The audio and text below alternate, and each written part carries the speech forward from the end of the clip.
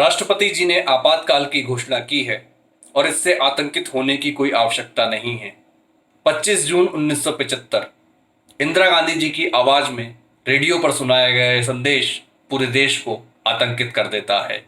भारत में इमरजेंसी लगा दी गई थी। कई कारण थे इस इमरजेंसी को लगाने के। इलाहाबाद हाई कोर्ट का निर्णय हो जिसमें इंदिरा गांधी के इलेक्शन को सस्पेंड किया गया था, चाहे जयप्रकाश नारायण जेपी का आंदोलन जिसने इंदिरा गांधी की सरकार को हिला के रख दिया था। जयप्रकाश नारायण जिनके लिए उस दौर में युवा छात्र नेता नारे लगा रहे थे, जयप्रकाश का बिगुल बजा तो जाग उठी तरुणाई है, यारो तुम्हें जगाने आज क्रांति घर पर आई है।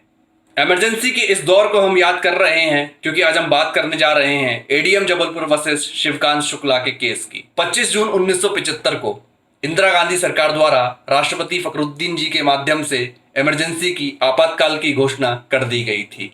आपातकाल के बाद में पॉलिटिकल प्रिजनर्स बनाए जा रहे थे। जो भी व्यक्ति इमरजेंसी के दौरान इंदिरा गांधी व सरकार के विरुद्ध थे उन्हें अरेस्ट कर लिया जाता था। इमरजेंसी के उस दौर में आर्टिकल 14, 19, 21 को सस्पेंड कर दिया गया था। इन्हीं इलीगल अरेस्ट और डिटेंशन के विरुद्ध जबलपुर के एक एडवोकेट शिवकांत शुक्ला ने जबलपुर हाई कोर्ट में एक हैबीस कॉर्पस की पिटीशन दायर करी।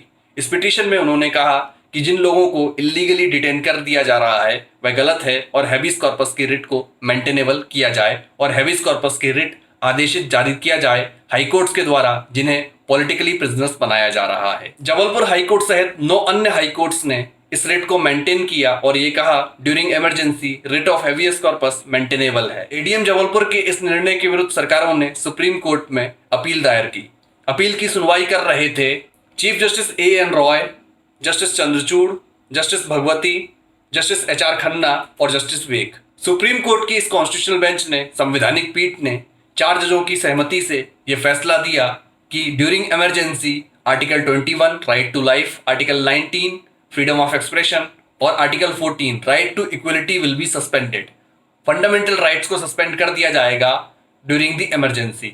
जस्टिस एचआर खन्ना अकेले एक ऐसे जज थे जिन्होंने सरकार के विरुद्ध निर्णय दिया। फली एस नारिमन जो उस समय इस केस की पैरवी कर रहे थे शिवकांत शुक्ला की ओर से, जब उन्होंने एक क्वेश्चन किया 5 जजों की बेंच में कि अगर कोई अधिकारी अपनी दुश्मनी के रूप में दुश्मनी पूर्वक किसी व्यक्ति को गोली मार देता है इमरजेंसी के दौरान तो क्या उसके विरुद्ध कोई रिट इशू की जा सकती है। आपको यकीन नहीं होगा 5 जजों की इस बेंच में से सिर्फ एक जज थे जस्टिस एचआर खन्ना जिन्होंने कहा कि रिट इशू हो सकती है। 4 जजेस ने यह कहा इमरजेंसी के दौरान कोई भी रिट इशू नहीं की जा सकती। इमरजेंसी के उस दौर के आतंक को आप इस केस से समझ सकते हैं कि ड्यूरिंग इमरजेंसी कोई व्यक्ति, कोई अधिकारी सरकार के कहने पर किसी की जान ले सकता था और उसके विरुद्ध कोई कार्यवाही भी नहीं होती। एडीएम जबलपुर के केस में सुप्रीम कोर्ट द्वारा यह सिद्धांत प्रतिपादित किया गया था कि ड्यूरिंग इमरजेंसी सभी फंडामेंटल राइट्स सस्पेंडेड रहेंगे। इमरजेंसी के इस दौर के एडीएम जबलपुर के केस की लिंक हमने आपको डिस्क्रिप्शन बॉक्स में दी है, जरूर पढ़िए एडीएम जबलपुर का केस। दोस्तों, अगर आपको ये वीडियो पसंद आया हो तो सब्सक्राइब करें हमारे चैनल लीगल क्रॉनिकल को। कमेंट करके बताएं ये वीडियो कैसा है। धन्यवाद।